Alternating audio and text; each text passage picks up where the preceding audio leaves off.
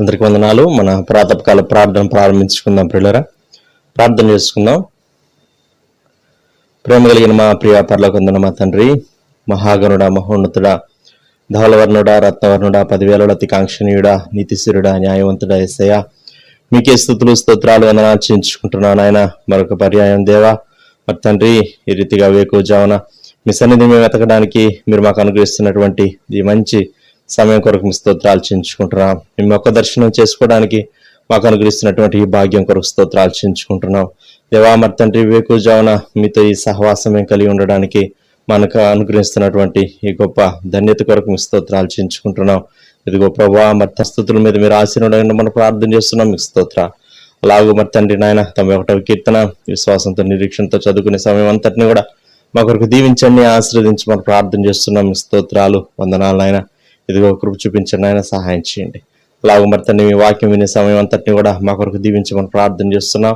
మీ పక్షంగా నిలబడబోయేటువంటి మా దైవజనుల్ని మరొకసారి మీ ఆత్మాభిషేకంతో నింపి దేవా, మీరే మాతో మాట్లాడమని ప్రార్థన చేస్తున్నాం. బాబా, మొదట మీ రాజ్యం మీ నీతిని వెతకమన్నారు, అప్పుడు అవన్నీ మీకు అనుగ్రహించబడుతుందని రీతిగా ప్రభా, వేకువజామున దేవా, ప్రారంభ గడియల్లో మీ రాజ్యాన్ని మేము వెతుకుతున్నాం, మీ నీతిని మేము వెతుకుతున్నాం ఆయన. దేవా, మరి తండ్రి, విషయాల్లో సహాయం చేయమని యేసయ్య సర్వశక్తి కలిగిన నామములో స్తుతించి ప్రార్థన చేసి అడిగి వేడుకుంటున్నాం పరలోకపు తండ్రి, ఆమెన్. సమయంలో కీర్తన చదువుకుందాం. పిల్లరా, మహోన్నతుని చాటు నివసించేవాడే సర్వశక్తి నీడను విశ్రమించేవాడు. ఆయనే నాకు ఆశ్రయము, నా కోట, నేను నమ్ముకున్న నా దేవుడని నేను యెహోవాను గూర్చి చెప్పుచున్నాను. వేటకాని ఊరిలో నుండి ఆయన నిన్ను విడిపించును, నాశనకరమైన తెగులు రాకుండా నిన్ను రక్షించును.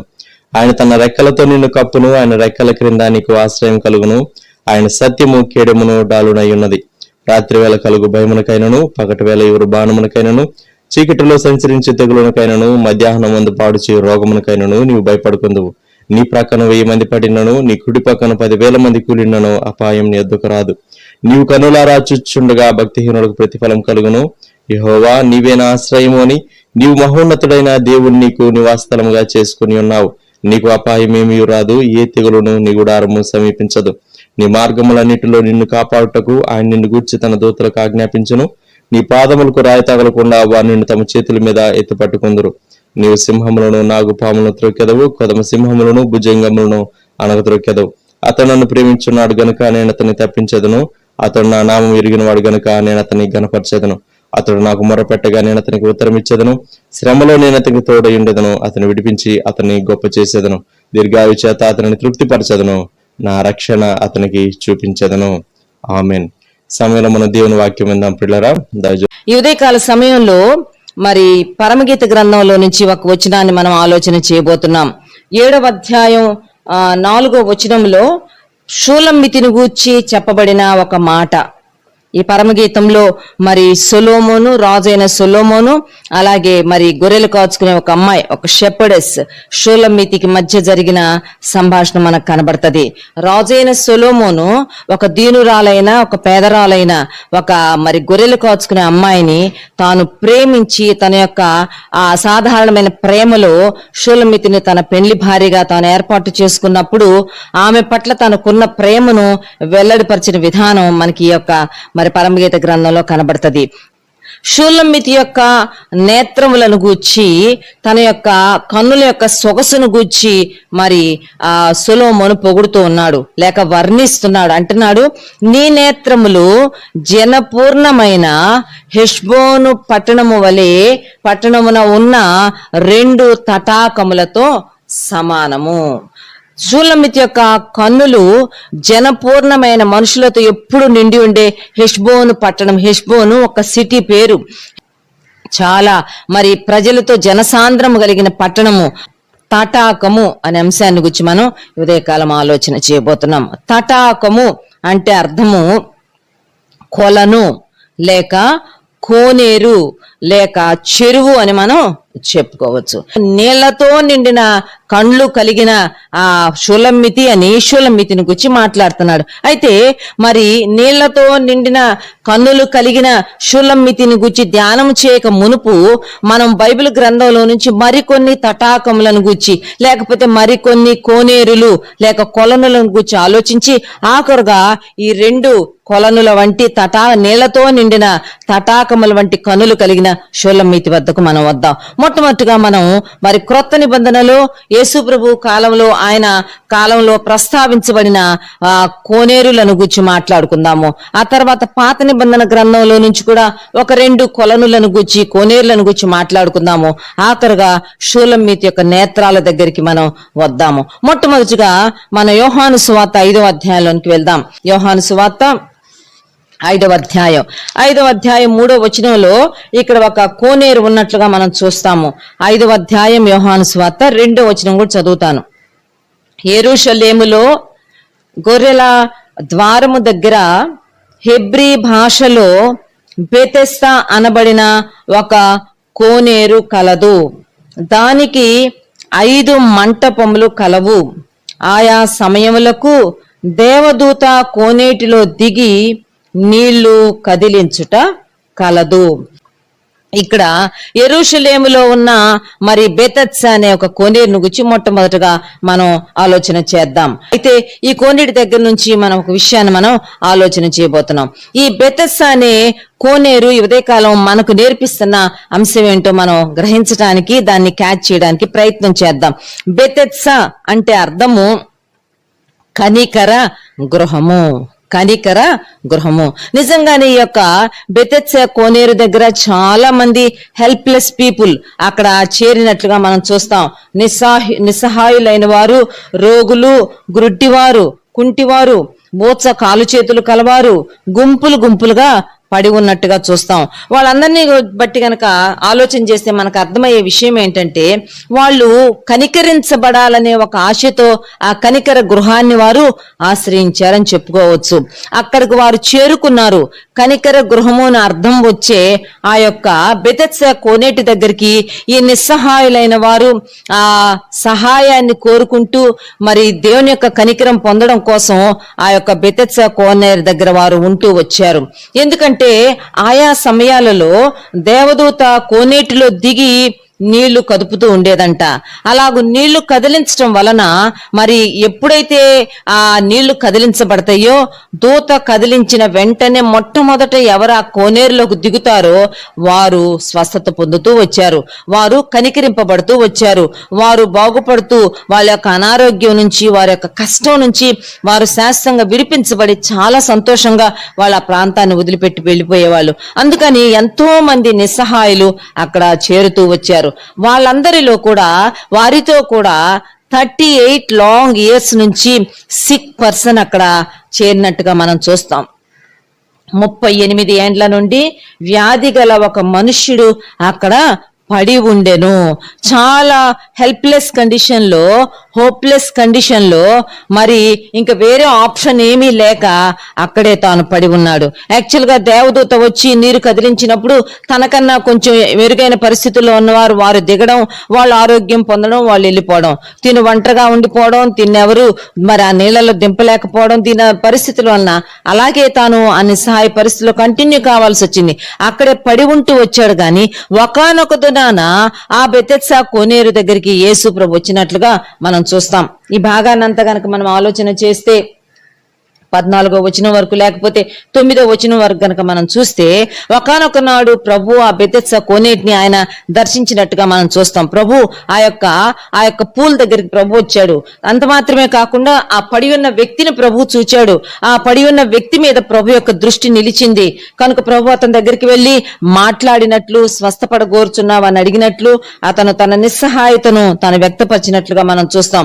అప్పుడు ప్రభు 8వ వచనంలో నీవు లేచి నీ పరుపెత్తుకుని నడుమని వానితో చెప్పగా వెంటనే వాడు స్వస్థత నొంది తన పరుపెత్తుకుని నడిచెను. 38 ఏండ్ల నుంచి నిస్సహాయ స్థితిలో పడి ఉన్న వ్యక్తి ఎవరన్నా నా మీద జాలి పెడితే బాగుండు, ఎవరో ఒకరు నన్ను కనికరించకపోతారా, ఏదో ఒక రోజు నేను మరి కనికరింపబడకుండా పోతానా, ఈ కనికర గృహాన్ని ఆశ్రయించిన నేను, ఈ బెతెస్దా కోనేటిలో ఉండిపోయిన నేను తప్పక ఏదో ఒక రోజు కనికరించబడతాను అనే ఒక ఆశతో నిస్సహాయ పరిస్థితుల్లో నా వ్యక్తి నిజంగానే కనికరించబడ్డాడు. నిజంగానే తాను దేవుని యొక్క దయ పొందాడు.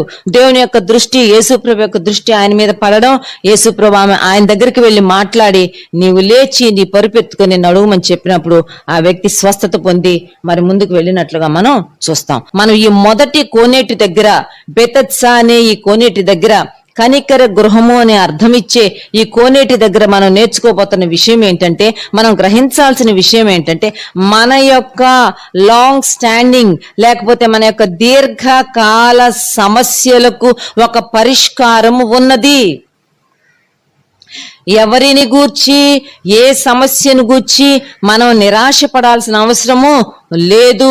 ఇక నా పరిస్థితి ఇంతే, నా కుటుంబ పరిస్థితి ఇంతే, నా ఆర్థిక పరిస్థితి ఇంతే, నా మానసిక పరిస్థితి ఇంతే, నేను ఇంకా మంచి రోజులు చూడను, నాకు మంచంటూ జరగదని లేకపోతే నిరుత్సాహపడిపోవాల్సిన, నీరు కారిపోవాల్సిన అవసరము లేదు అనేది ఈరోజు ఉదయకాలం బెతెస్దా కోనేటి దగ్గర మనం నేర్చుకోవాల్సిన వారంగా ఉన్నాము.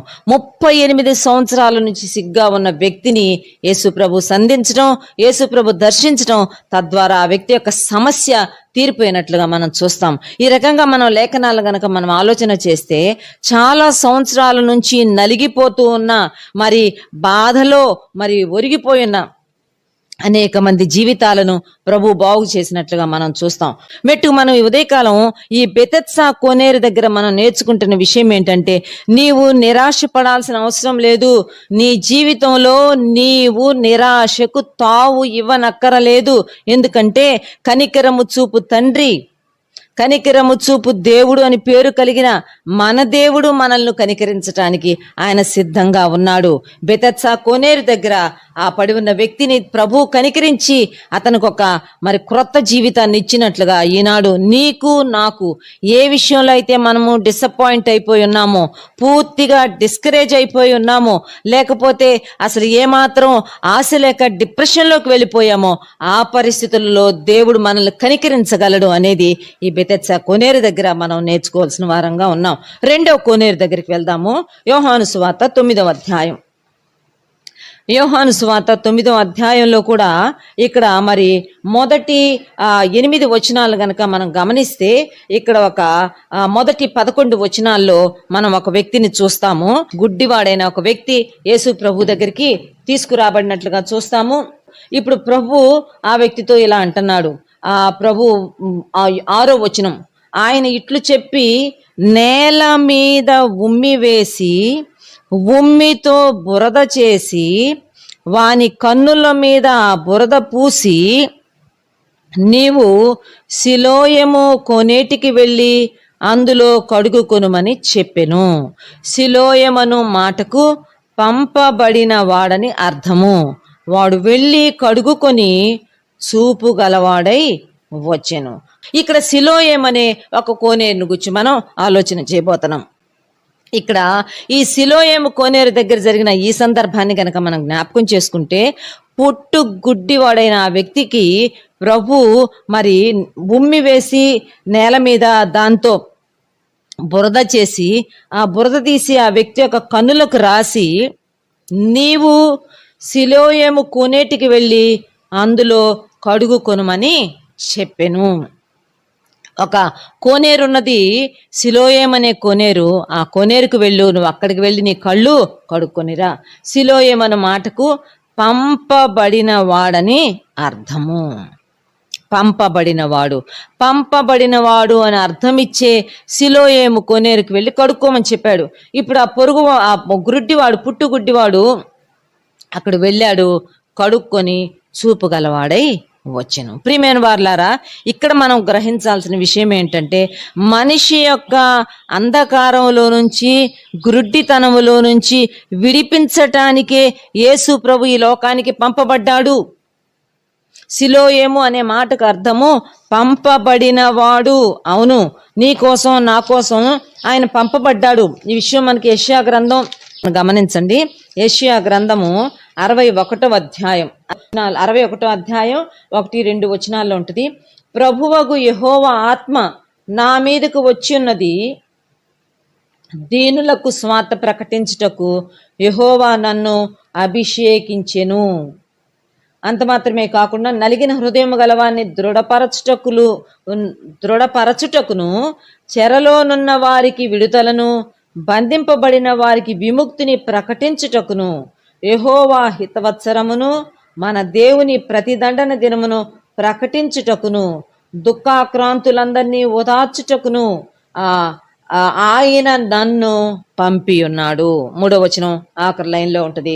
ఆయన నన్ను పంపి ఉన్నాడు. తండ్రి నన్ను పంపాడు, నేను ఈ లోకానికి పంపబడ్డాను.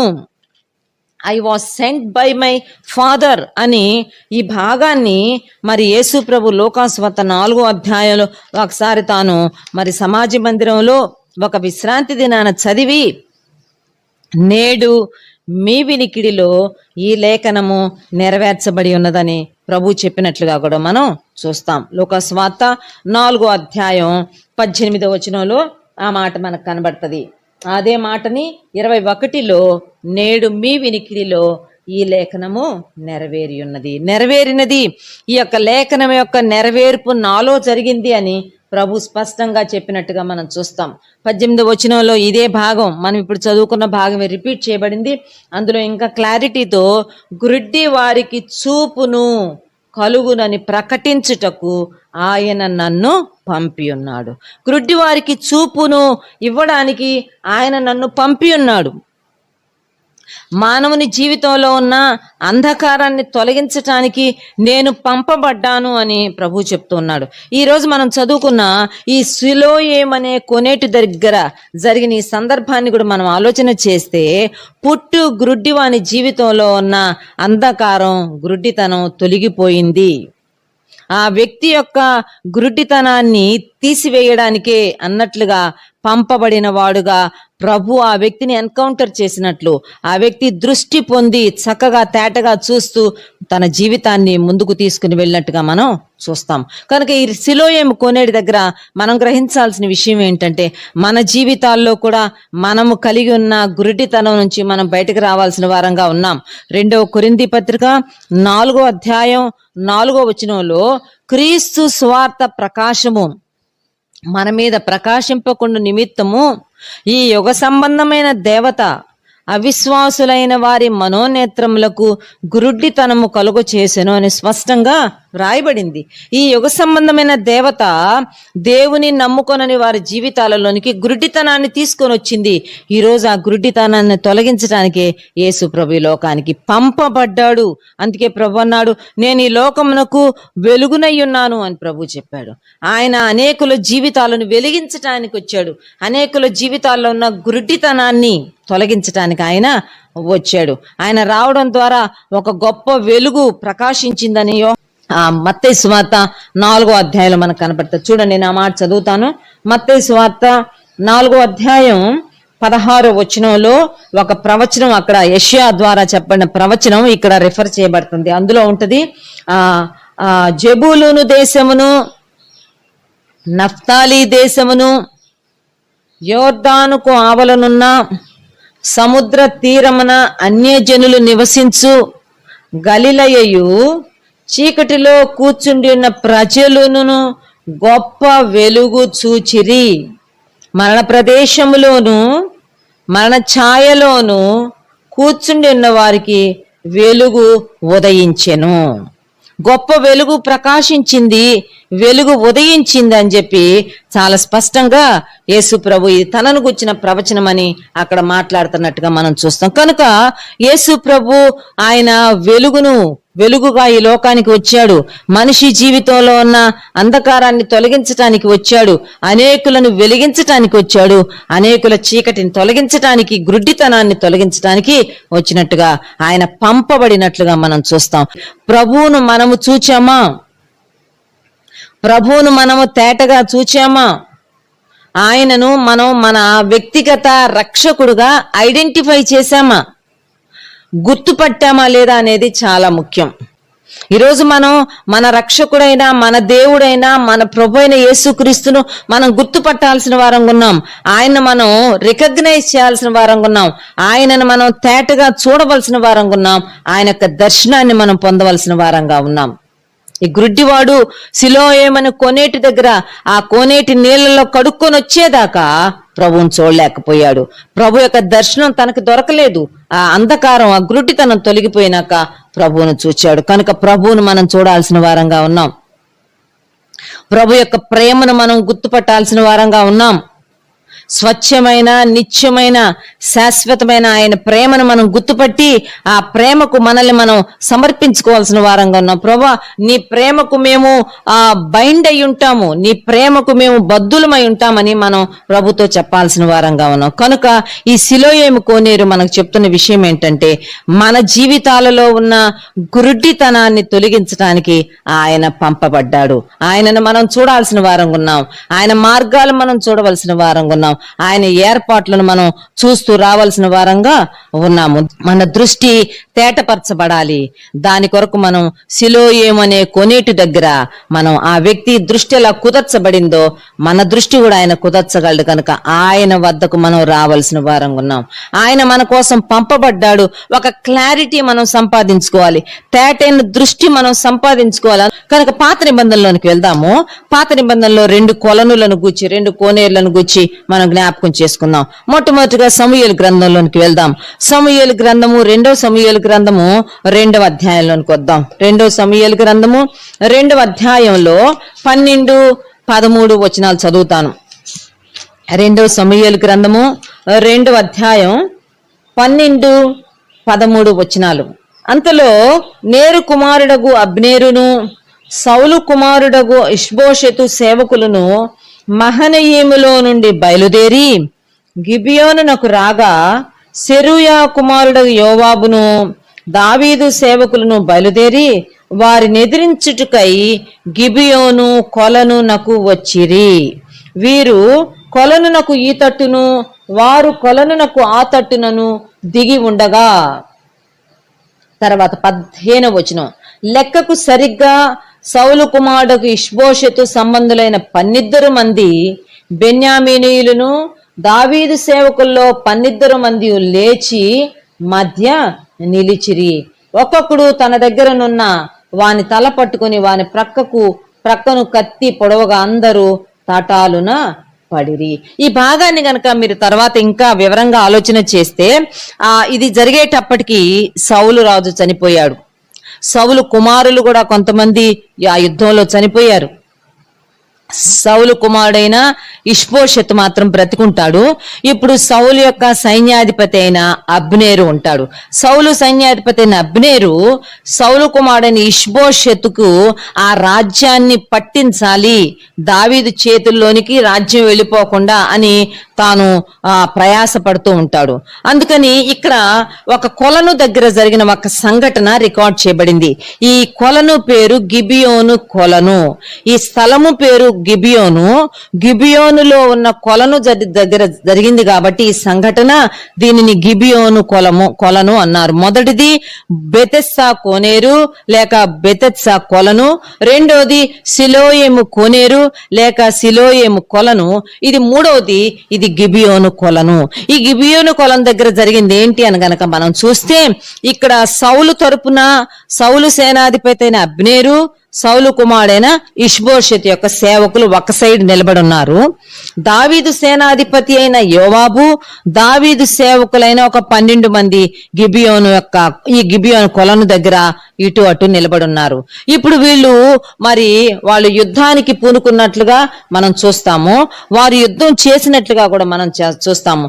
ఈ 12 ఇష్బోషెతు సేవకులు, 12 దావీదు సేవకులు యుద్ధం చేసినప్పుడు ఇష్బోషెతు సేవకులు 12 మందిని దావీదు సేవకులు హతమార్చినట్లుగా మనం చూస్తాం దీన్ని గమనిస్తే. అంటే ఇక్కడ మనం ఆలోచించబోతున్న విషయం ఏంటంటే, ఈ గిబియోను దగ్గర యుద్ధము జరిగినది, ఈ గిబియోను దగ్గర పోరాటం జరిగింది.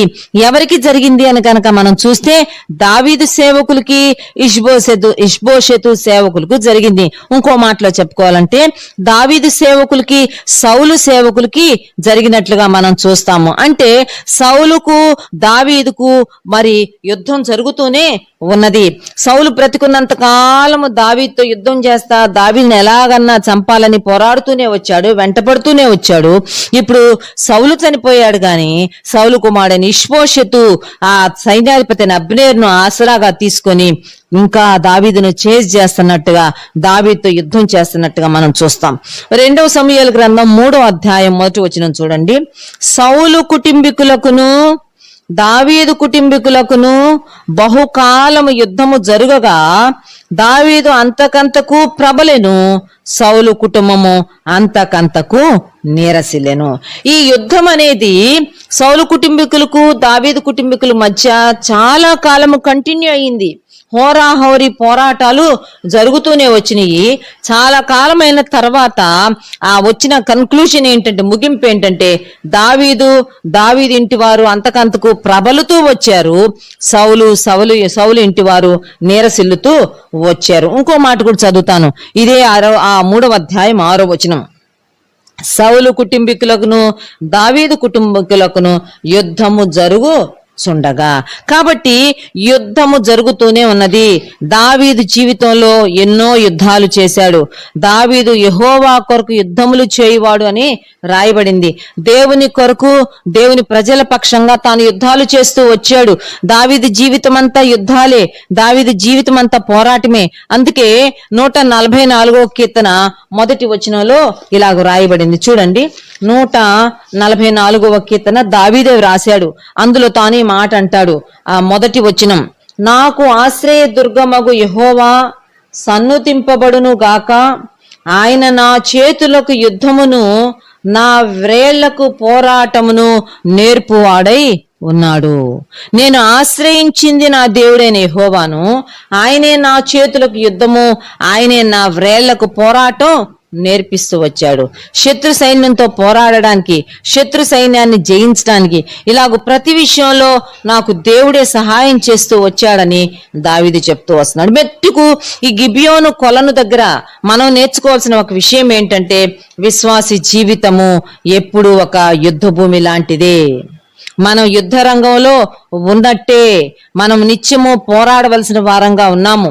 యోబు తన గ్రంథంలో 7వ అధ్యాయం 1వ వచనంలో ఇలాగ రాయబడింది, భూమి మీద నరుల కాలము యుద్ధ కాలము వంటిది కాదా అని చెప్పాడు. అంటే ఈ భూమి మీద మనం జీవించే జీవిత కాలం అంతా యుద్ధ కాలమే.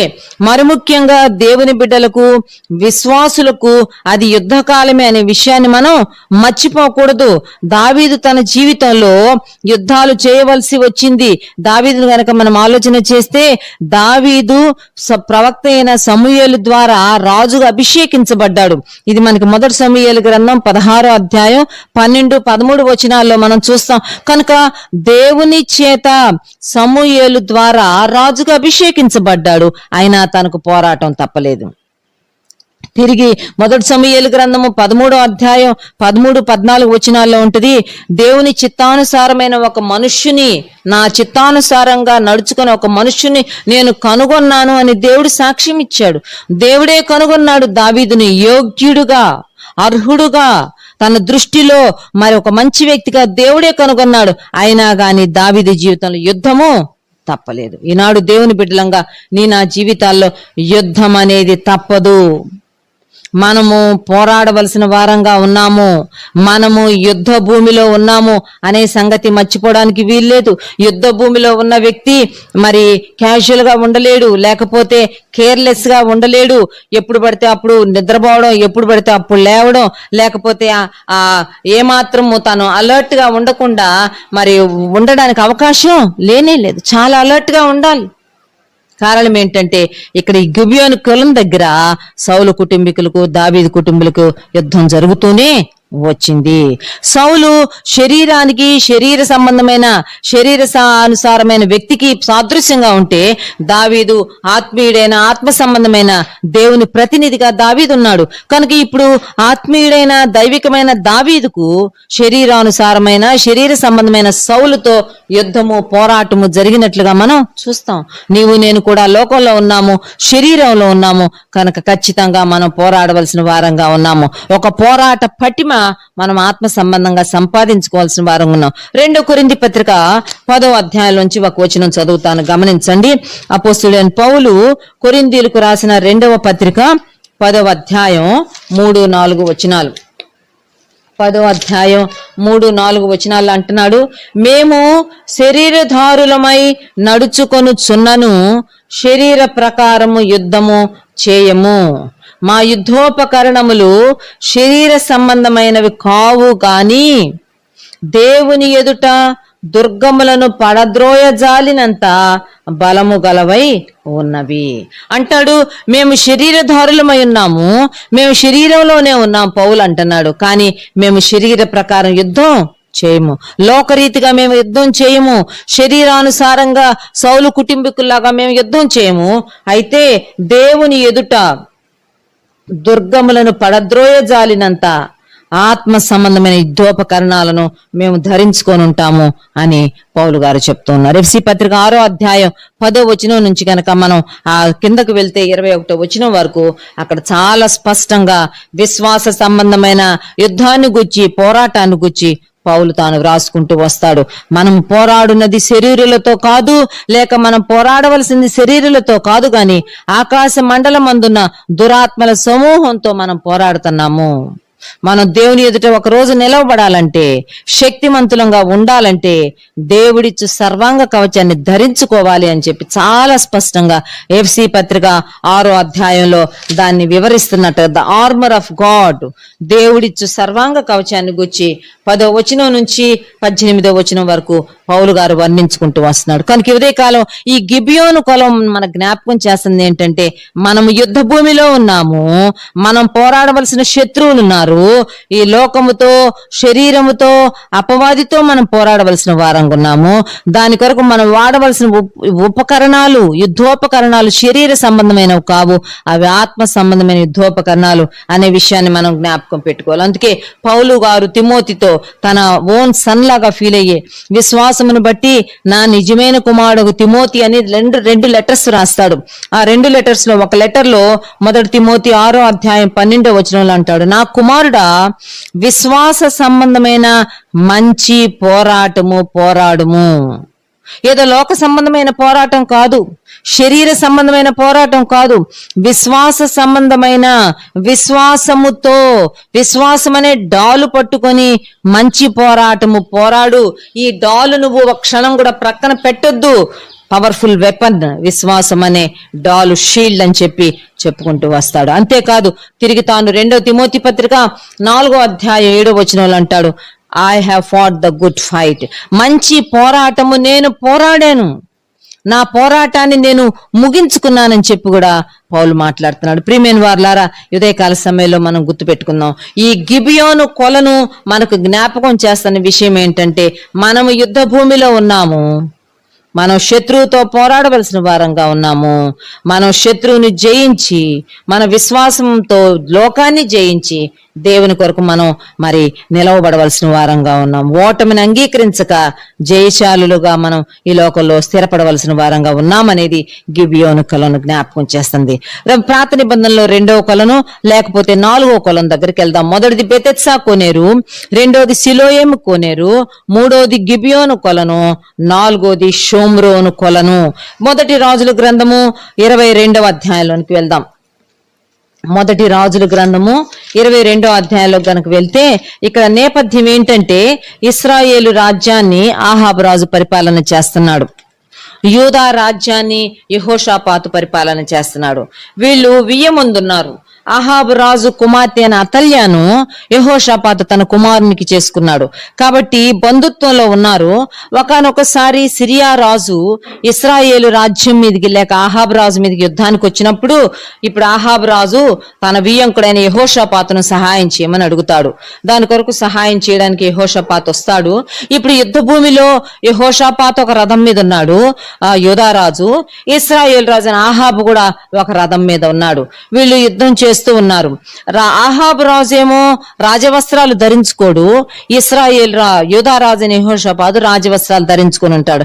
కాబట్టి ఈ యుద్ధంలో ఈ సిరియా దేశపు సైన్యానికి సిరియా రాజు ఒక వార్నింగ్ ఇస్తాడు, లేక ఒక హెచ్చరిక చెప్తాడు. ఏమంటే, మీరు సైన్యాన్ని మీరేమి కాన్సన్ట్రేట్ చేయాల్సిన అవసరం లేదు, సైన్యాన్ని మీరు హతం చేయాల్సిన అవసరం లేదు. ఇశ్రాయేలు రాజు ఎక్కడున్నాడో గుర్తుపట్టండి, ఇశ్రాయేలు రాజును మాత్రమే మీరు హతమార్చాలి అని చెప్పి తన దగ్గర ఉన్న 32 మంది ఆ యొక్క యుద్ధ భూమిలోకి పంపుతున్న సైన్యాధికారులకు ఆజ్ఞ ఇచ్చి పంపిస్తాడు. కనుక ఇప్పుడు ఈ 32 అధిపతులు మరి అహాబు రాజు కోసం వెతుకుతూ ఉంటారు. యుద్ధ భూమిలో 2 రథాలు ప్రయాణం చేస్తా ఉన్నాయి, రాజులు క్యారీ చేసే రథాలు. అది ఒకటి యెహోషాపాతు రాజు. కాబట్టి యెహోషాపాతు రాజవస్త్రాల్లో ఉండేటప్పటికీ ఈ సైన్యాధిపతులు ఈ రథం వెనకాల పరిగెత్తుతారు. యెహోషాపాతును మరి బాణాలతో గురిచూచి చంపాలని ప్రయత్నం చేసినప్పుడు యెహోషాపాతు గట్టిగా కేకలు వేసేస్తాడు. ఏమని చెప్తాడంటే, నేను రాజును కాదు, నేను రాజును కాదు అని చెప్పి తాను కేకలు వేస్తాడు. అప్పుడు వాళ్ళకి అర్థమైపోద్ది, ఓహో ఇది ఈ యొక్క అహాబు రాజు కాదు అని చెప్పి వాళ్ళకి అర్థమైపోయి ఇప్పుడు మారువేషంలో ఉన్న అహాబు రాజును వాళ్ళు వెతుకుతూ ఉంటారు. యుద్ధ భూమిలో పట్టుకోవాలని ప్రయత్నం చేస్తున్న టైంలో అనుకోకుండానే ఒక బాణం వెళ్ళి మరి అహాబు రాజుకి తగులుతుంది. అహాబు రాజుకి ప్రాణం పోయే అంత పరిస్థితి వస్తుంది, భయంకరమైన గాయం. సైన్యంలో తనతో ఉన్న సైనికుడిని అడుగుతాడు, నన్ను వెనక్కి తీసుకెళ్ళిపోండి, ఒక ప్రక్క తీసుకోండి, సైన్యంలో నుండి నన్ను అవతలికి తీసుకుపోమ్మని ఒక సారథిని అడుగుతాడు. యుద్ధం చాలా ముమ్మరంగా జరుగుతుంటది. కాబట్టి అహాబు రాజుకి వాళ్ళు అటెండ్ కాలేకపోతారు. ఆ యొక్క రాజు యొక్క రథాన్ని ప్రక్కన నిలబెట్టేసేస్తారు. యుద్ధ భూమిలో ఒక ప్రక్కన మారువేషంలో ఉన్నాడు కాబట్టి ఎవరు పట్టించుకోరు. అలాగే తాను రక్తము కారి రక్తస్రావం జరిగిపోయి అదే రథంలో అహాబు రాజు చనిపోతాడు. ఆ తర్వాత అహాబు రాజు చనిపోయాడని తెలిసిన తర్వాత ఇంకా యుద్ధం ఆగిపోద్ది, ఎటు వెళ్ళిపోతారు. ఇప్పుడు అహాబు రాజును సమాధి చేయడానికి తీసుకెళ్లిపోతారు. అహాబు రాజు యొక్క రథం అంతా రక్తం నిండిపోద్ది. ఇప్పుడు అహాబు రాజు యొక్క రథమును కడగడానికి ఒక కొలను దగ్గరికి తీసుకెళ్తారు. ఆ కొలను పేరు షోమ్రోను కొలను. చూడండి, రాజుల గ్రంథము మొదటి రాజుల గ్రంథము 22వ అధ్యాయం 34-35 వచనాల్లో ఆ మాట మనకు కనబడుతుంది. నాడు యుద్ధము బలముగా జరుగుచున్నప్పుడు రాజును సిరియనుల ఎదుట అతని రథము మీద నిలువబెట్టిరి. అస్తమయమందు అతడు మరణమాయెను. తగిలిన గాయములో నుండి అతని రక్తము కారి రథములో మడుగు కట్టెను. సూర్యాస్తమయ సమయమందు దండు వారందరూ తమ పట్టణములకును దేశములకును వెళ్లిపోవచ్చునని ప్రచురమాయెను. ఈ ప్రకారము రాజు మరణమై షోమ్రోనునకు కొనిపోబడి షోమ్రోనులో పాతి పెట్టబడెను. వేశ్యలు స్నానము చేయుచుండగా ఒకడు ఆ రథమును షోమ్రోను కొలనులో కడిగినప్పుడు యెహోవా సెలవిచ్చిన మాట చొప్పున కుక్కలు వచ్చి అతని రక్తమును నాకెను. ఇప్పుడు ఈ షోమ్రోను కొలను దగ్గర అహాబు రాజు ఏ రథంలో నిలబడి చనిపోయాడో, ఏ రథములో అయితే అహాబు రక్తం మడుగు కట్టిందో ఆ యొక్క రథము తీసుకొని వచ్చి కడుగుతూ ఉన్నారు. ఇది షోమ్రోను కొలం యొక్క ప్రత్యేకత. ఎందుకు ఏంటి ఇక్కడ జరిగిందని కనుక మనం ఆలోచన చేసి దీనికన్నా ముందు ఇంకొంచెం ముందుకెళ్తే 21వ అధ్యాయంలో అహాబు రాజు చాలా మరి దురాశతో తాను తన ఆ నగరు పక్కన ఆనుకోనున్న ఒక చిన్న ద్రాక్ష తోట, ఒక పేదవాడైన మరి వ్యక్తి యొక్క ద్రాక్ష తోటను తాను ఆశించి ఆ నాబోతు అనే వ్యక్తి యొక్క ద్రాక్ష తోటను ఆశించి అది నాకు కావాలని కబురు పంపుతాడు. ఇది నా పిత్రార్జితము, నేను ఇవ్వనన్నప్పుడు అలిగి మూత ముచ్చుకుని పండుకుంటాడు. అహాబు రాజు అని యెజెబెలు భార్య వస్తది, కనుక్కుంటది, దీనికి నువ్వింత బాధపడిపోతున్నావా, రాజు అయ్యిండి నువ్వేంటి ఇంత బాధపడుతున్నావు, నేను చూసుకుంటానని చెప్పి 2 వ్యక్తుల చేత నాబోతు మీద అబద్ధ సాక్ష్యం చెప్పించి దేవదోషణ చేశాడని రాళ్లు కొట్టి మరి రాళ్ల చేత నాబోతుని చంపించి ఆ ద్రాక్ష తోటని మరి తన యొక్క నగరులో వనంలోకి కలిపేసుకుంటది. ఈ విషయము ఆనాటి ప్రవక్త అయిన ఏలియాకు తెలుస్తుంది. దేవుడు ఏలియాను పంపిస్తాడు. ఏలియా వచ్చి ఆహాబుతో మాట్లాడతాడు. ఆహాబు, నీవు నిర్దోషి అయిన ఒక అమాయకుని యొక్క వ్యక్తి యొక్క రక్తాన్ని నీవు కార్చావు, రక్తం కారి చనిపోయేటట్లుగా చేశావు. 19వ వచనం 21వ అధ్యాయం మొదటి రాజుల గ్రంథము. నీవు అతని చూచి ఇలాగు ప్రకటించుము, యెహోవా సెలవిచ్చినదేమనగా, నీవు స్వాధీనపరచుకొనవలెనని నీవు నాబోతును చంపితివి కదా. యెహోవా సెలవిచ్చినదేమనగా, ఏ స్థలమందు కుక్కలు నాబోతు రక్తమును నాకెను, ఆ స్థలమందే కుక్కలు నీ రక్తమును నిజముగా నాకునని అతనితో చెప్పెను. నీవు ఏమి విత్తావో అదే నీకు విత్తబడబోతా ఉంది. నీవు ఎక్కడ రక్తం కార్పిచ్చావో, ఎవరు రక్తం కార్చి చచ్చిపోయేటట్టు చేశావో, నీవు కూడా ఒకరోజు రక్తం కార్చి చచ్చిపోబోతున్నావు. నీవు ఏ వ్యక్తి యొక్క రక్తం కుక్కలు నాకేటట్లు చేశావో, నీ రక్తాన్ని కూడా కుక్కలు నాకబోతున్నాయి. ఇదంతా ఒక కొలను దగ్గర దేవుడు డిజైన్ చేశాడు. ఒక కొలను దగ్గర దేవుడు ప్లాన్ చేశాడు. ఆ కొలను పేరు షోమ్రోను కొలను, పూల్ ఆఫ్ సమారియా. ఈ షోమ్రోను కొలను దగ్గర సరిగ్గా దేవుడు చెప్పినట్లే, ఏలియా ప్రవక్త ద్వారా చెంపించినట్లే ఆ రథములో మరి రాజు చనిపోవడం, ఆ రథము కడగడానికి షోమ్రోను కొలం దగ్గరికి తీసుకురావడం, ఆ రథము కడిగినప్పుడు ఆ కారిన రక్తాన్ని కుక్కలు నాకినట్లుగా స్పష్టంగా గ్రంథంలో రికార్డ్ చేయబడింది. ప్రభువునందు ప్రియమైన వారలారా, ఉదయకాల సమయంలో ఈ షోమ్రోను కొలం దగ్గర నీవు నేను నేర్చుకోవాల్సిన పాఠం ఒకటి ఉన్నది. ఒక కఠోరమైన పాఠము, అయితే ఖచ్చితమైన పాఠము, మోమాటం లేకుండా నీవు నేను నేర్చుకోవాల్సిన పాఠము.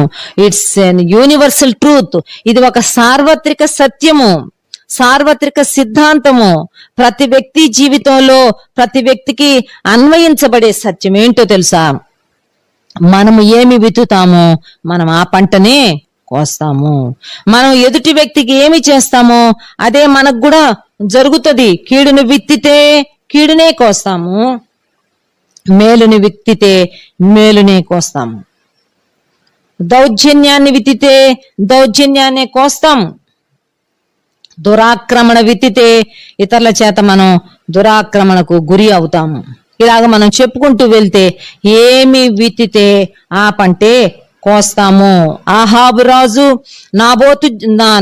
నాబోతు జీవితంలో ఏమి విత్తాడో తన జీవితంలో అదే పంట కోయబడినట్లుగా మనం చూస్తాము. చూడండి, ఒక్క మాట చదువుకుందాం. గలతీ పత్రిక 6వ అధ్యాయం 7వ వచనం. గలతీ పత్రిక 6వ అధ్యాయం 7వ వచనం. మోసపోకుడి, దేవుడు వెక్కిరింపబడడు. మనుష్యుడు ఏమి విత్తునో ఆ పంటనే కోయును. ఎలాగనగా తన శరీరేచ్ఛలను బట్టి విత్తువాడు తన శరీరము నుండి క్షయమను పంట కోయును.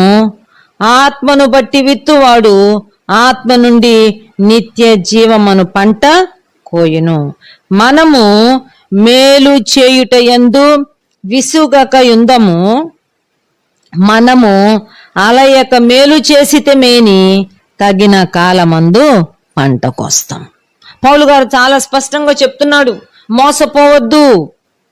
ఎవరు మిమ్మల్ని మోసగించినా నమ్మొద్దు. ఎవరి మోసపు మాటలు నమ్మొద్దు. నీ జీవితం నీ ఇష్టం అనుకుంటున్నావేమో, నీవేమన్నా చేయొచ్చు, ఎలాగన్నా చలామణి అవ్వాలనుకుంటున్నావేమో. మోసపోవద్దు. దేవుడు వెక్కిరింపబడడు. మనుష్యుడు ఏమి విత్తునో ఆ పంటనే కోయును. నీవు ఏమి విత్తితే ఆ పంటే కోస్తావు. గుర్తు పెట్టుకోవాల్సిన వారంగా ఉన్నాం. అందుకే మనం మేలు చేసుకుంటూ వెళ్ళాలి. అందుకే మనము సహాయము చేసుకుంటూ వెళ్ళాలి, దయ చూపిస్తూ వెళ్ళాలి, ఔదార్యము కలవారమై ఉండాలి. ఒకవేళ మనం ఇతరుల ఎల్ల కఠినంగా ఉంటే ఖచ్చితంగా దేవుడు మన ఎల్ల కఠినంగా ఉంటాడు. ఒకవేళ మనం ఇతరుల ఎల్ల పక్షపాతం చూపిస్తే ఖచ్చితంగా దేవుడు మన ఎల్ల పక్షపాతం చూపిస్తాడు. అందుకే రాయబడింది, కఠినుల ఎడల కఠినంగా ఉంటానని చెప్పాడు, మూర్ఖుల ఎడల మూర్ఖంగా ఉంటానని చెప్పాడు, వికటముగా ఉంటానని చెప్పాడు, దయగల వారి ఎడల దయ చూపిస్తానని చెప్పాడు. అంటే నీవేమి చేస్తే అదే నీ జీవితంలో తిరిగి ఒక పంటగా రాబోతున్నది. ఈనాడు దౌర్జన్యం, ఈనాడు దుర్మార్గత, ఈనాడు అక్రమము, అన్యాయము పెచ్చురిల్లిపోతా ఉంది. మనస్సాక్షి లేకుండా, నీతి న్యాయాలకు తావు లేకుండా ఈనాడు క్రైస్తవ సంఘాల్లో, మన రాష్ట్రాలలో పరిస్థితులు తారుమారైపోతున్నాయి. ఈ దినాలలో ఒకటి మనిషి గుర్తుపెట్టుకోవాలి, మానవుడు గ్రహించాల్సిన విషయం, ఏమి విత్తుతున్నామో అది ఖచ్చితంగా భూమి మీద తిరిగి ఆ పంటగా మనం అందుకోవాల్సిన వారంగా ఉన్నాం. ఏమి విత్తుతామో ఆ పంటే కోస్తాము, ఎంత విత్తుతామో అంత పంటే కోస్తామని కూడా గుర్తుపెట్టుకున్నాం. 2 కొరింథీ పత్రిక 9వ అధ్యాయం 6వ వచనంలో ఉంటది, కొంచెముగా విత్తువాడు కొంచెముగానే పంట కోస్తాడు, సమృద్ధిగా విత్తువాడు సమృద్ధిగానే పంట కోస్తాడు. దేవుని చిత్తం కానిది విత్తావా, దేవుని చిత్తం కానిది పంటగా మన ఒడిలో దేవుడు కొలిసిపోస్తాడు. ఆధ్యాత్మికంగా దేవుని యొక్క రాజ్య విస్తరణలో, దేవుని యొక్క సేవలో, లేక సత్క్రియలు చేయడంలో కొంచెంగా చేస్తే కొంచెం పంటే వస్తుంది. విస్తారంగా చేసామంటే, సమృద్ధిగా చేసామంటే, ఎక్కువ ప్రయాసపడితే ఎక్కువ ప్రతిఫలం పొందుతాం, ఎక్కువ ఆశీర్వాదం పొందుతాం అనే విషయాన్ని కూడా మనం గుర్తుపెట్టుకోవాల్సిన వారంగా ఉన్నాం. కనుక బెతెస్దా కోనేరు మన జ్ఞాపకం చేస్తుంది, ప్రతి సమస్యకు ప్రభు దగ్గర ఒక పరిష్కారం ఉన్నది. సిలోయేము కోనేరు జ్ఞాపకం చేస్తుంది, మనకున్న దృష్టిని దేవుడు క్లారిటీ ఇవ్వడానికి, స్పష్టత ఇవ్వడానికి ఆయన ఇష్టపడే దేవుడుగా ఉన్నాడు.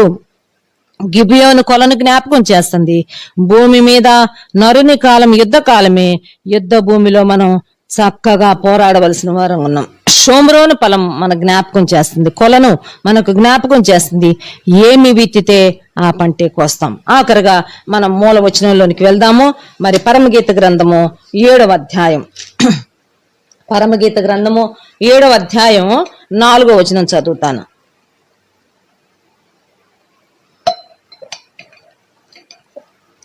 4వ వచనం మరలా చదువుతాను. నీ నేత్రములు జనపూర్ణమైన హెష్బోను పట్టణమున ఉన్న 2 తటాకములతో సమానము. ఓ షూలమ్మితి, నీ కన్నులు ఎలాగున్నాయంటే కన్నీళ్లతో నిండున్నాయి, నీళ్లు ఉపికి వస్తా ఉన్నాయి. నీళ్లతో నిండి ఉన్న 2 కొలనులతో సమానంగా ఉన్నాయి. ఆ కొలనులు కూడా దేనికి పోల్చబడ్డాయి అంటే, జనపూర్ణమయ్యున్న, జనసాంద్రతతో కూడిన హెష్బోను పట్టణములాగా నీ యొక్క కన్నులు ఉన్నాయి. ఇంకా ఇంగ్లీష్ లో ఉంది, పూల్ ఆఫ్ ఫిష్ అని రాయబడింది. చేపలతో నిండిపోయిన ఒక కొలనులాగా నీ కళ్ళు 2 తటాకాలతో సమానంగా ఉన్నాయని రాయబడింది. మనం గమనిస్తే యూదుల యొక్క సింబల్ ఏంటంటే ఫిష్. జ్యూస్, వాళ్ళు జూ అని తెలియజేసుకోవడానికి వాళ్ళు ఫిష్ గుర్తు వేసుకుంటారు, చేప గుర్తు వేసుకుంటారు. ఇక్కడ రాయబడిన మాట పూల్స్ ఆఫ్ ఫిష్. చేపలతో నిండిన 2 తటాకములతో నీ నేత్రములు సమానంగా ఉన్నాయి. యూదులు దేవుని ప్రజలు, దేవుని యొక్క ఏర్పాటు జనాంగము. ఇప్పుడు షూలమ్మితి కళ్ళ నిండా ఏమున్నాయంటే కన్నీరుంది. ఆ కన్నీరు ఎవరికి సంబంధించిందంటే దేవుని ప్రజలను గుచ్చిన కన్నీటితో నిండి ఉన్న 2 తటాకములతో షూలమ్మితి కన్నులు పోల్చమంటే. ప్రియమైన వారలారా, ఉదయకాలం ఒకసారి మనం ఆలోచన చేసుకుందాం. మన కన్నులలో ఎవరున్నారు, లేక మన దృష్టి ఎవరి మీద ఉన్నది, మనము ఎవరిని కన్సిడర్ చేస్తున్నాం, ఎవరిని గూర్చి యోచన ఉన్నది, ఎవరిని గూర్చి ఆలోచన ఉన్నది, ఎవరిని గూర్చి భారం ఉన్నది, ఎవరిని గూర్చి కన్నీరున్నదో మనం ఆలోచించుకోవాల్సిన వారం ఉన్నాం. అసలు కన్నీళ్ళు ఉన్నాయా? కంట నీరు ఉన్నదా? కంట తడి పెట్టడం అనేది ఉన్నదా? యేసు ప్రభు లాజరు సమాధి వద్దకు వచ్చి ఆయన కన్నీళ్లు విడిచినట్టుగా చూస్తాం. దేవుని కుమారుడయ్యుండి మనుష్య కుమారుడుగా ఈ లోకంలో ఉన్నప్పుడు ఆయన కంట తడి పెట్టుకున్నాడు, ఆయన కన్నీళ్లు విడిచాడు. అక్కడికి అయిపోలా, ఇంకొక మంచి వచనాన్ని కూడా నేను తర్వాత జ్ఞాపకం చేస్తాను. మెట్టుకు మనం ఆలోచిస్తున్న విషయం ఏంటంటే, అసలు ఆ సింపతి అనేది, ఆ కంపాషన్ అనేది ఇతరుల షూలో వెళ్ళి మన కాళ్ళు పెట్టుకొని నిలబడి వాళ్ళ భారాలు వాళ్ళ సమస్యలను గురించి ఆలోచించి వారితో పాటు వాళ్ళతో మమేకమై వాళ్ళ దుఃఖంలో వాళ్ళ కన్నీటిలో పాలు పొందే అనుభవము, అనుభూతి, ఆ యొక్క మెచ్యూరిటీ, పరిణతి ఉన్నదా? ఇక్కడ షూలమితిని గురించి చెప్తున్నాడు. నీ నేత్రములు జనపూర్ణమైన హెష్బోను పట్టణములో ఉన్న 2 తటాకములతో సమానంగా ఉన్నాయి. నీ కన్నులు కన్నీళ్లతో నిండిపోయి ఉన్నాయి. ప్రజల కోసమైన కన్నీరు, నశించిపోయే ఆత్మల కొరకైన కన్నీరు, నీ ఇంటిలో వారి కొరకైన కన్నీరు, తప్పిపోయిన వారి కొరకైన కన్నీరు, వేదన, శ్రమలలో ఉన్న సేవకుల కొరకు, శ్రమలలో ఉన్న దేవుని బారిన పడిన వారి కొరకైన కన్నీరు, భారము, బాధ్యత మనకున్నదా? ఈ షూలమితి యొక్క నేత్రములు కన్నీటితో నిండిపోయిన నీళ్లతో నిండిన 2 తటాకాలకు పోల్చబడ్డాయి. కళ్ళు చెమర్చాలి, కళ్ళల్లోకి కన్నీరు రావాలి. హృదయాలను కఠినపరచుకోవడం గొప్పతనం కాదు. ఎదుటి వాని యొక్క దయనీయమైన స్థితిని చూచి నవ్వడం గొప్పతనం కాదు. సవాళ్లు విసరడం గొప్పతనం కాదు. హేళన చేయడం గొప్పతనం కాదు. వాళ్ళ బాధలలో మనం కూడా వారితో మమేకం అవ్వడం గొప్ప విషయం. దేవుని గురించి రాయబడింది యెషయా గ్రంథంలో, వారి యావత్ బాధలో ఆయన బాధ నొందెను అని రాయబడింది. మన బాధల్లో ఆయన కూడా బాధ పొందాడు. లాజరు ఇంట్లో దుఃఖం ఉంటే ఆయన కన్నీళ్లు విడిచాడు. ఉదయకాల సమయంలో ఎలా ఉన్నాయి మన కళ్ళు? నాకు తెలిసిన ఒక దాసురాలు, దేవుని విశ్వాసి అయిన ఒక తల్లి గారిని గురించి నేను విన్న ఒక విషయం. ఆమె కుటుంబం కోసం, ఇంటి వారి కోసం ఏడ్చి ఏడ్చి ఏడ్చి కన్నీటి ప్రార్థనలు చేసి చేసి కళ్ళల్లో కన్నీరంతా అయిపోయి ఆఖరికి కళ్ళల్లో ఆమెతో ప్రమేయం లేకుండానే, ఆమె ఎమోషన్స్ తోటి, భావోద్రేకాలతో సంబంధం లేకుండా కంటిన్యూస్ గా నీళ్లు కారుతానే ఉంది. తుడుచుకుంటా ఉంటారు. ఆమె డాక్టర్ని పోయి కలిసారు. ఎందుకు కళ్ళల్లోంచి ఇలాగా ఈ లిక్విడ్స్, ఈ ఫ్లూయిడ్స్ ఇలాగ ఫ్లో అవుతున్నాయి, ఎందుకు అర్థం కావట్లేదు, కంటిన్యూస్ గా తుడుచుకోవాల్సి వస్తుందంటే డాక్టర్ చెప్పారంట, అమ్మా ఆ ఏడ్చి ఏడ్చి ఏడ్చి ఆ కంటిలో ఉన్న గ్రంథులకు అలవాటు అయిపోయింది, ఆ సెక్రీషన్స్ కి అలవాటు అయిపోయింది. మీతో ప్రమేయం లేకుండా కన్నీరు ఏరులై పారుతా ఉంది. ప్రియమైన వారులారా, కన్నీటి ప్రార్థన అవసరం. సాటి వారి దుఃఖంలో మనల్ని మనం మమేకం చేసుకోవాలి. నీళ్లతో నిండి ఉన్న తటాకాలలాగా మన కళ్ళను, మన నేత్రాలను మనం నింపుకోవాల్సిన వారంగా ఉన్నాం. అపోస్తల కార్యాలు 20వ అధ్యాయంలో పౌలు జీవితంలో నుంచి ఒక మాట గుర్తు చేస్తాను. లేక దీనికన్నా ముందు పాత నిబంధనలో ప్రవక్త అయిన ఇర్మియా దగ్గరికి వెళ్దాం. ఇర్మియా గ్రంథము 9వ అధ్యాయం 1వ వచనం చూడండి. ఇర్మియాకు వీపింగ్ ప్రాఫెట్ అని పేరు, కన్నీటి ప్రవక్త అని పేరు. ఎందుకంటే తన ప్రజలైన ఇశ్రాయేలీలు చెరలోకి వెళ్ళక మునుపులా దుస్థితిని గూర్చి వారు ఎదుర్కోబోతున్న పరిస్థితులు తనకు దేవుడు బయలుపరుస్తూ వచ్చినప్పుడు వారి కొరకు తాను ఏడుస్తూ వచ్చాడు, కన్నీటి ప్రార్థనలు చేస్తూ వచ్చాడు. అందుకే ఇర్మియాకు కన్నీటి ప్రవక్త, వీపింగ్ ప్రాఫెట్ అని పేరు. 9వ అధ్యాయం 1వ వచనం, నా జనులలో హతమైన వారిని గూర్చి నేను దివారాత్రము కన్నీరు విడుచున్నట్లు నా తల జలమయముగాను నా కన్ను కన్నీళ్ల ఓటగాను ఉండును గాక. ఏడుస్తూ ఉన్నాడు, కన్నీటి ప్రార్థనలు చేస్తున్నాడు, మూలుగులు నిట్టూర్పులు విడుస్తున్నాడు. ఇంకా అంటున్నాడు, నా జనులలో హతమైన వారిని గుచ్చి ఒక క్షణం కూడా ఆగకుండా నీ దివారాత్రులు, డే అండ్ నైట్ కన్నీరు విడిచినట్లుగా నా తల జలమయముగాను నా కన్ను కన్నీళ్ల ఊటగాను ఉండిపోవాలి. ఉబకాలి నీళ్లు, ఏ నీళ్లు ఉబకాలంటే కన్నీళ్లు ఉబకాలి. చూడండి ఇర్మియా యొక్క భారం, ఇర్మియా యొక్క ఆస్పిరేషన్, ఆశ ఎలా ఉందో చూడండి. నా కళ్ళు కన్నీళ్లు ఊటలుగా మారిపోవాలి. నిత్యము నేను కన్నీటి ప్రార్థన చేస్తూ ఉండాలి. నిత్యము నేను నా ప్రజల యొక్క బాధలు, భారాలు, వాళ్ళ ఫెయిల్యూర్స్, వాళ్ళ శోధనలు, వారి పరిశోధనలు నేను ఎరిగే కొలది వారి కొరకు నేను కన్నీరు కారుస్తూ ఉండాలని చెప్పి ఇర్మియా కోరుకుంటున్నాడు. అందుకే ఇదే 9వ అధ్యాయం 17వ వచనంలో మరొక మాట రాయబడింది, దేవుని యొక్క స్వరముగా అక్కడ రాయబడింది.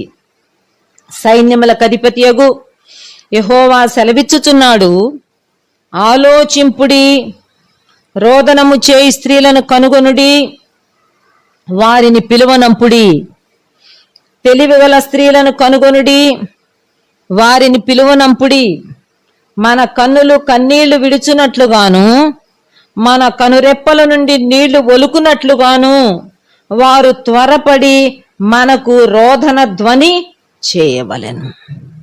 కన్నీళ్లు విడవాలి, కనురెప్పల నుండి నీళ్లు ఒలకాలి. రోదనము చేయి స్త్రీలను రోదన ధ్వని, కన్నీటి ప్రార్థన ధ్వని కావాలి. సంఘంలో విజ్ఞాపన చేసే స్త్రీలు కావాలి, అంగలార్చే స్త్రీలు కావాలి అని చెప్పి దేవుడు ఒక ఆహ్వానం ఇస్తున్నట్టుగా మనం చూస్తాం. ప్రియమైన వారలారా, ఉదయకాలం షూలమ్మితి యొక్క నేత్రాలు నీళ్లతో నిండిన 2 తటాకాలతో పోల్చబడ్డాయి. కన్నీటి ప్రార్థన ఒక శ్రేష్టమైన అనుభవాన్ని, అంతస్తును తాను అందుకుంది. అపోస్తలుల కార్యాలు 20వ అధ్యాయంలో ఎఫెసులో ఉన్న సంఘ పెద్దలందరినీ మిలేతు అనే స్థలానికి పిలిపించి అక్కడ ఫైనల్ గా ఒక మీటింగ్ పెడతాడు పౌలు గారు. వాళ్ళతో మాట్లాడుతూ ఒక పెద్ద సందేశం ఇచ్చి ఆ తర్వాత తాను యెరూషలేముకి మరి ప్రయాణమే ముందుకు వెళ్ళిపోతాడు. తాను చెప్పిన మాటల్లో ఒక మాట చదువుకుందాం. 31వ వచనం, అపోస్తలుల కార్యాలు 20వ అధ్యాయం 31వ వచనం. కావున నేను 3 సంవత్సరములు రాత్రింపగళ్ళు కన్నీళ్లు విడుచుచు ప్రతి మనుష్యునికి మానక బుద్ధి చెప్పితినని మీరు జ్ఞాపకము చేసుకొని మెలకువగా ఉండుడి. 3 సంవత్సరాలున్నా మీ మధ్య. ఓ ఎఫెసీయులారా, ఎఫెసు పట్టణంలో 3 సంవత్సరాలున్నాను. 3 సంవత్సరాలు డే అండ్ నైట్ రాత్రింబగళ్ళు కన్నీళ్లు విడుస్తా వచ్చా, కన్నీటి ప్రార్థన చేస్తూ వచ్చా, మిమ్మల్ని కన్నీరు కారుస్తూ బ్రతిమలాడుకున్నాను, ప్రతి మనిషికి బుద్ధి చెప్తూ వచ్చాను. మారండి, మనసులు మార్చుకోండి, జీవితాలు మార్చుకోండి, ప్రభు వైపు తిరగండి అని చెప్పి 3 సంవత్సరాలు కన్నీళ్లు విడుస్తూ ఒక్కల్ని కూడా వదిలిపెట్టకుండా ప్రతి ఒక్కరిని మానక బుద్ధి చెప్పుతూ ఉన్న విషయాలు జ్ఞాపకం చేసుకుని మెలకువగా ఉండుడి. పౌలు కన్నులు 2 తటాకాలకు సమానంగా ఉన్నాయి. ఇర్మియా కన్నులు 2 తటాకములతో కొలనులతో సమానంగా ఉన్నాయి. దావీదు రాస్తాడు తన కీర్తనల్లో, తన కన్నీటి వల్ల తన పరుపు తేలియాడుచున్నది అంటాడు. కన్నీటి ప్రార్థన. ఆఖరిగా యేసు ప్రభు జీవితంలోంచి కూడా ఒక మాట చూసుకొని ముగింపు చేసుకుందాం. ముగింపులోనికి వద్దాం. హెబ్రీయులకు రాసిన పత్రిక 5వ అధ్యాయం 7వ వచనం. హెబ్రీయులకు రాసిన పత్రిక 5వ అధ్యాయం 7వ వచనం. శరీరధారి అయి ఉన్న దినములలో మహారోదనముతోనూ కన్నీళ్లతోనూ తన్ను మరణము నుండి రక్షింపగలవానికి ప్రార్థనలను యాచనలను సమర్పించి భయభక్తులు కలిగి ఉన్నందున ఆయన అంగీకరించబడెను. శరీరధారి అయి ఉన్న దినములలో మహారోదనముతోనూ కన్నీళ్లతోనూ ప్రార్థనలు యాచనలు సమర్పించాడు. దేవుడయ్యుండి, దేవుని కుమారుడయ్యుండి, మనుష్య కుమారుడుగా ఉన్న దినాలలో పగలంతా దేవాలయంలో సువార్త ప్రకటిస్తా, వ్యక్తులను బాగు చేస్తా, అద్భుతాలు చేస్తా గడిపితే రాత్రి అయితే ఆయన ఒలీవల కొండకు వెళ్ళేవాడు. ఆ ఒలీవల కొండ మీద రాత్రంతా తాను మహారోదనముతోనూ కన్నీళ్లతో ప్రార్థనలు యాచనలు సమర్పిస్తూ వచ్చాడు. ప్రియమైన వారలారా, ఉదయకాలం ఆలోచించొద్దాం మనం ఈ విషయం. షూలమ్మితి నేత్రములు జనపూర్ణమైన హెష్బోను పట్టణములో ఉన్న 2 తటాకములతో సమానంగా ఉన్నాయి. పౌలు గారు కన్నీటి ప్రార్థన చేశాడు, ఇర్మియా కన్నీటి ప్రార్థన చేశాడు, దావీదు కన్నీటి ప్రార్థన చేశాడు, యేసు ప్రభు కన్నీటి ప్రార్థన చేశాడు. ఈరోజు నీ కన్నులు నా కన్నులు 2 తటాకములతో సమానంగా ఉండాలని దేవుడు కోరుకుంటున్నాడు. స్టిల్ వాటర్ తోటి, లేకపోతే ట్యాంక్ ఆఫ్ వాటర్ లాగా, ఒక small body of still water లాగా కన్నీళ్లు ఉబుకుతూ కన్నీళ్లతో నిండిన కన్నులతో మనం లోకంలో ముందుకు సాగి వెళ్ళాలి. ఆడుకునే సమయం కాదిది, నవ్వుకునే సమయం కాదిది, అల్లరితో కొన్ని ఆటపాటలు చేసుకునే సమయం కాదిది. లోకం శ్రమల గుండా వెళ్తుంది, కష్టాల గుండా వెళ్తుంది, నిందల గుండా వెళ్తుంది, అపాయాల గుండా వెళ్తుంది. అంత్య దినాల్లో మనం ఉన్నాం. ఈ దినాల్లో సంఘం ఈ రోజు లేవాలి, కన్నీటి ప్రార్థన చేయడానికి. విశ్వాస కుటుంబాలు లేవాలి, విశ్వాసులు లేవాలి. కన్నీటి ప్రార్థన. మన నేత్రాలు 2 కొలనులుగా 2 కోనేరులుగా మారిపోవును కనుక ఈ 5 మాటల ద్వారా, 5 కోనేరుల ద్వారా దేవుడు మనకు అందించిన ఆత్మీయ సత్యాలను మనం గ్రహిద్దాం, ఇంకా ధ్యానం చేద్దాము. వాటి సారాన్ని మనం అందుకొని వాటి ప్రకారం మన జీవితాలను కట్టుకొని ప్రభువును మహిమపరుద్దాం. అటువంటి కృప పరిశుద్ధాత్మ దేవుడు మనందరికీ అనుగ్రహించును గాక. ఆమేన్.